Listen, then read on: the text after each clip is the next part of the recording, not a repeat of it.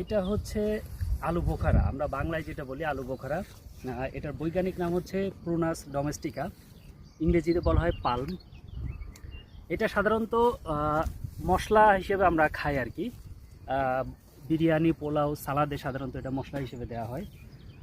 কিন্তু এটা ফল হিসেবে অনেক সময় খাওয়া হয়। যখন দেখা যাচ্ছে কাঁচা অবস্থায় থাকে, এটা সবুজ রং থাকে, এরপরে যখন পাকে, সাধারণত আমাদের দেশের আপেল কুল যেরকম যে একটু লাল লাল ভাব থাকে, একটু দেখাই, এই যে এটা অবশ্য আরও পাকলে আরও লাল হবে, এবং কাঁচা অবস্থায় টক থাকে, পাকলে বেশ ভালো মিষ্টি হয়।